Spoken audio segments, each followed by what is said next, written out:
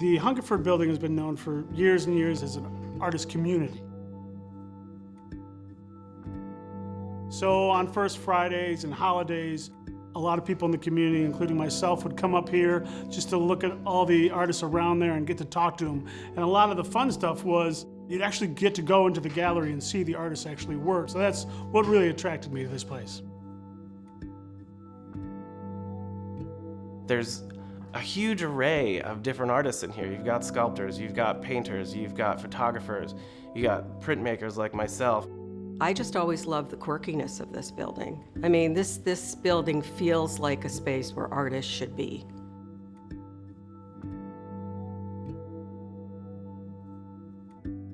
When I come here, I just have this warm feeling of acceptance.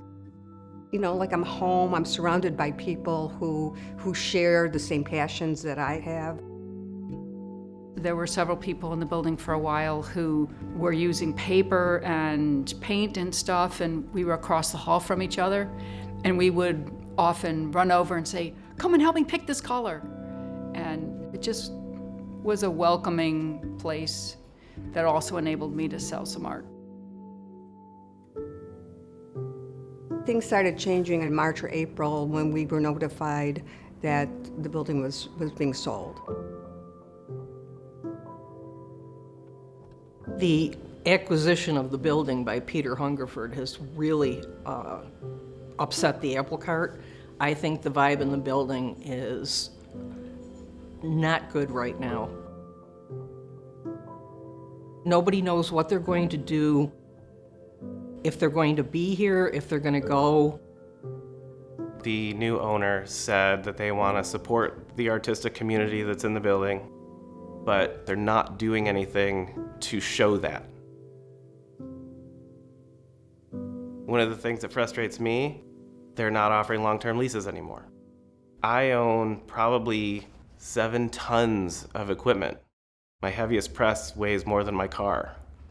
And you're gonna ask me to find a new space for it and move it in 30 days? Because you want my space? I don't know. It just gives me nightmares. It's just really been dismaying. Yeah.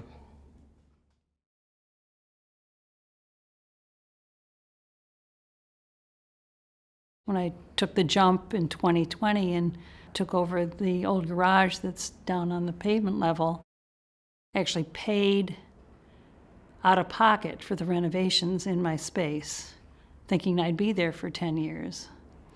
And, and invited a young friend to come and join me. She was potting in her basement. So wondering, what will she do if we cannot maintain the large studio, if they jack the rent up so much? I also live in a loft here. Sold my house out in the country and moved in 17 years ago. So I have a twofold reason for being kind of concerned here, because I figured, this would be my last move at my age. A lot of anxiety.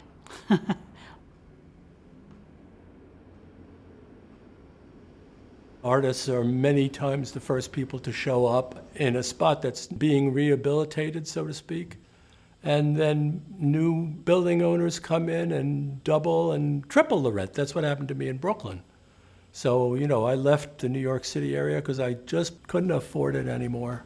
And I worry about that happening here, where the people who are trailblazers end up being priced out.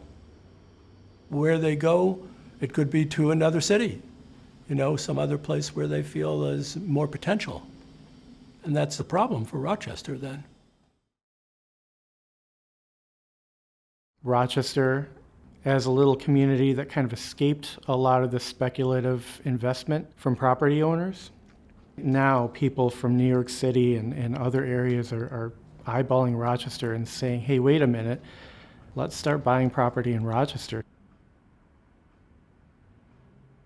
they could kind of care less about the stuff that was important to me, like community and neighbors that you knew and trusted over the course of the years.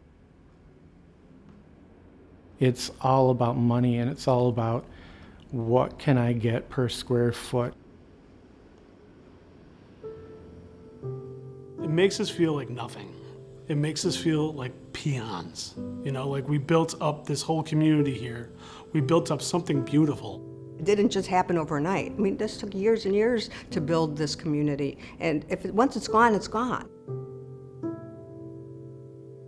Rochester has such a vibrant arts and cultural community, and we're at such a crucial moment in Rochester where that is under threat.